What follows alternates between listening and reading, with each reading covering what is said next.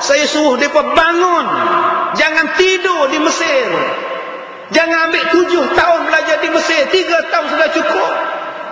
Mengaji betul-betul, belajar betul-betul. Di Perak tidak ada guru lagi yang ramai. Guru hebat dah mati.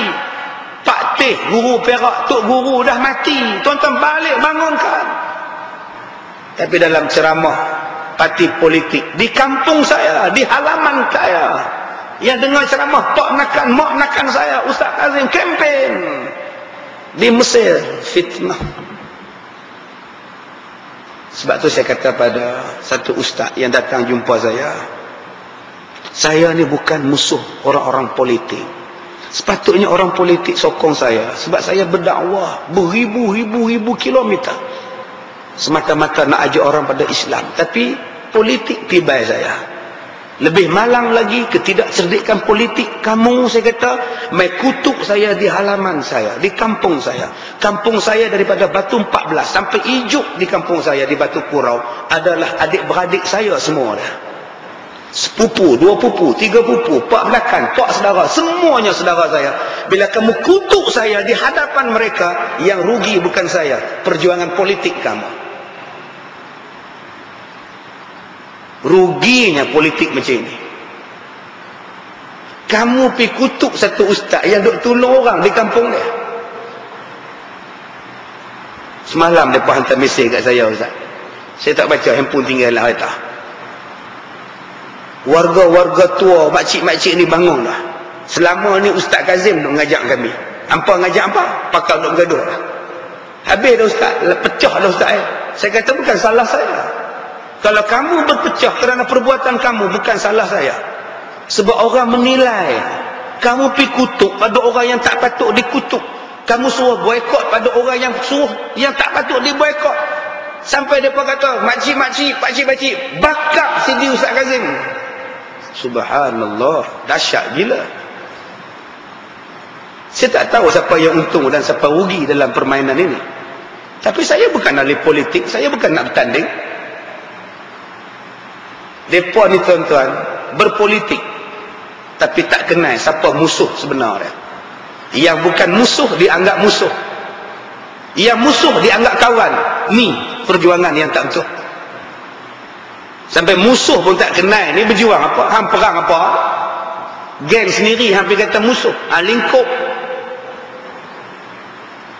Manusia yang bagus ialah manusia yang mencari kritikan, bukan mencari pujian. Orang yang nak hebat ialah orang yang selalu tanya orang, apa salah saya, apa yang tak kena pada saya, tolonglah nasihat. Bukanlah manusia tu hebat bila dia suka tanya dengan orang macam, bagi tak kami punya, bagi tak kami punya. Itu bukan manusia hebat. Seorang peniaga restoran yang hebat, dia tanya macam mana, apa kekurangan masakan saya, tegurlah. Bukan dia tanya macam mana sedap, dengan belah sana mana sedap. Itulah tanda-tanda kedai dadak lingkup. Dia suka tanya apa yang dia hebat, dia tak mau tanya apa yang dia tak sedap. Sepatutnya yang tak sedap itulah diperbaharui, diperbetulkan. Makanan bagus, semua bagus, cuma pinggan tak cantik. Tengok pinggan ni beli kat Siam. Bila beli kat Siam, dia cat dia tu keluar tak cantik. Jadi kalau boleh pakai pinggan kaca, berat sikit pun tak apa, janji orang suka. Okey, bila dah dia bagi nasihat, ingat senang ke kaca, mahal tu lah. Kalau gitu tak payahlah tanya nasihat, tanya pandangan. Bila orang bagi pandangan, taji kami pula. Orang nak cakap supaya benda tu elok. Kadang-kadang orang tidak perhati mi tu sedap atau tak sedap. Orang tak tengok sangat.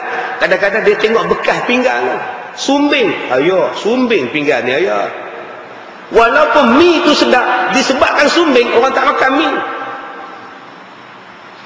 Lepas dia makan tom yum, dia tengok-tengok dalam mangkuk tu, dah warna kuning mangkuk, warna putih mangkuk dah hilang. Pergi mana warna putih dulu? Cat yang putih tu pergi mana? Sekarang cat dia dah warna kuning, bekas tom yum tu. Rupanya dia beli melamin punya dekat Siam. Bila bubuh air panas, bila bubuh kuah panas, sup yang panas, dia makan cat ni. Sebab tu cat tu jadi pudar, jadi warna kuning. Sekarang warna putih tu dah jadi warna kuning. Putih tu pergi ke mana? Dia pergi dalam tom yam. Tom yam tu pergi ke mana? Ke dalam perut. Orang akan nilai. Maknanya kita dah makan cat. Kita dah makan pewarna. Orang tak kisah sangat dengan mi tu. Kadang-kadang orang kisah dengan apa? Dengan cara orang menyampaikan mi tu. Cara orang ambil order. Makan. Walaupun mi sedap, makan. Cepatlah, saya banyak lagi kerja ni. Orang tak masuk dah. Cara penyampaian. Nanti mi dia sampai melempak aja, berjalan, dia stop. Cara nak hantar mi kasar. Cara mengambil order kasar. Cara nak kira duit kasar. Mi RM3.50, Milo ais RM1.50, RM5, dia bagi RM50. Duit kecil tak ada lah. Pagi-pagi besar ni. Orang tak masuk lah. Minta maaf cik, saya tak ada duit kecil. Boleh tak bagi duit kecil? Pergi maki pula. Pasal apa bagi RM50? Bodoh macam ni. Takkan tak ada RM5. Orang tak masuk lah. Cara penyampaian. Sebab itu dalam politik, makanannya sedap, politik itu sedap, isi kandungannya bagus, perjuangannya bagus, tetapi tukang sampai tak bagus, tetap orang tolak parti politik yang bagus itu. Dia punya manifestonya bagus, perlembagaannya bagus, perjuangannya bagus, tetapi tukang sampai pada masyarakat tak bagus, tetap orang tolak. Ceramahnya haram jadah, ceramahnya celaka, ceramahnya haram jadah, ceramahnya setan besar, setan celaka, setan celaka. Lama-lama orang kata, inikah yang hampa nak bagi pada kami? Orang mengundur pelan-pelan, orang balik rumah, orang tengok TV, Ultraman lagi bagus, tuan-tuan. Akhirnya orang takkan ambil kita. Bukan salah parti, bukan salah parti, bukan salah perlembagaan parti. Yang salahnya tukang sampai. Tetapi kalau parti itu buruk, perlembagaan dia buruk, tukang sampainya bagus, orang sokong dia kerana tukang sampai itu bagus. Sebab itulah pentingnya kaji-kajilah dan teliti-telitilah penceramah yang datang berceramah. Islam ni bagus, tapi kerana akhlak penceramah tak bagus, lama-lama orang benci dengan Islam. Siapa yang rugi?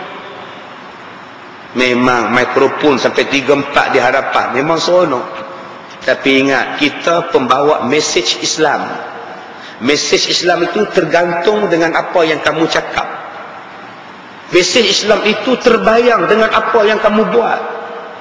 Orang tak nak kenal Islam, orang kenal kamu dulu.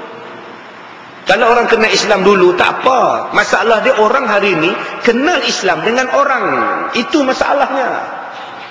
Kalau orang kenal Islam dengan Islam, bagus. Ada seorang doktor masuk Islam. Dia kaji, dia baca, dia kaji, dia baca tentang Islam. Akhirnya dia memeluk Islam. Bila dia masuk Islam, dia bercampur dengan orang Islam. Dalam buku dia kata apa? Saya bersyukur kerana saya mengenali Islam lebih awal daripada saya mengenali orang-orang Islam. Kalaulah saya kenal orang Islam awal-awal, kemungkinan saya tidak Islam. Nasib baik dia baca buku tentang manisnya Islam, baiknya Islam. Akhirnya dia Islam. Lepas dia Islam, dia pergi masjid, campur orang Islam sana, campur orang Islam sini. Tengok-tengok orang Islam teruk. Akhirnya dia kata, bersyukur saya kenal Islam dulu sebelum saya kenal orang Islam. Ada seorang penulis berkata, bila saya pergi ke negara barat, saya jumpa Islam, tapi saya tak jumpa orang Islam. Bila saya pergi ke timur, saya jumpa orang Islam, tapi saya tidak jumpa Islamnya. Saya pergi ke barat, saya jumpa Islam, tepat masa, bersih, integriti, amanah, jujur. Saya jumpa Islam di sana, tapi orang Islam saya tak jumpa, kafir belakang. Bila saya pergi ke timur, saya jumpa orang Islam, tapi saya tak jumpa Islamnya. Hanya saja Islam, jujur tidak ada, amanah tidak ada, pembersih tidak ada. Yang ada ialah PhD, PhD, PhD. Penyakit hasad dengki. Tuan-tuan, kalau kita baca betul-betul tuan-tuan, kita dapat nilai adakah kita ini pembawa mesej Islam yang baik ataupun sekadar mengaku saja tetapi tidak dibuat. Yang terakhir, cerita tentang peliharalah Allah dan Allah pelihara kamu ini, perbahasan ini tidaklah ditumpukan kepada sekelompok manusia sahaja, akan tetapi dia juga ditujukan kepada para raja, penguasa, pemimpin. Kalau pemimpin tu jaga Allah, Allah akan jaga negara itu. Jadi apa yang Allah kata haram, haramlah. Janganlah mencari wang daripada benda haram. Tak payahlah nak buat hak hiburan lah, 24 jam hiburan. Tak payah, benda haram. Patut yang ada ni makin tutup. Bila kamu tak jaga Allah, nanti rezeki ni Allah tak jaga.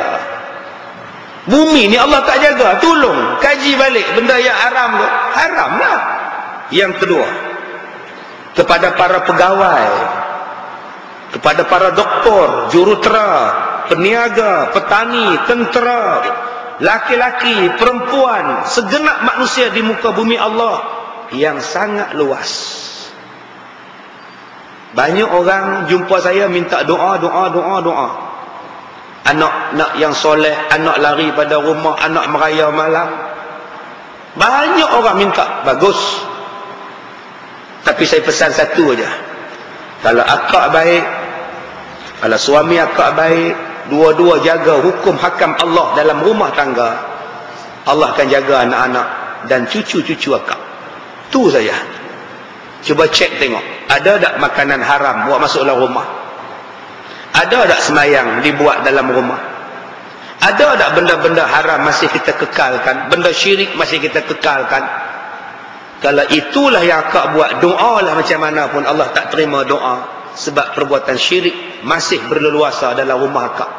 Cuba cek tengok, ada ke tidak benda itu? Itulah yang menjadikan anak akak nakal dan cucu-cucu akak jadi jahat. Sebab ada benda haram yang dibuat dan akak dan suami tak jaga syariat Allah dalam rumah tangga. Mudah-mudahan kita dapat manfaat daripada kuliah kita pada pagi ini, insya-Allah. Kita sambung nanti pukul 9 pagi di Masjid Ar-Ridwan, insya-Allah. Sekadar itu sahaja. Saya minta maaf jika terkasar bahasa. Wabillahi taufiq wal hidayah. Assalamualaikum warahmatullahi wabarakatuh.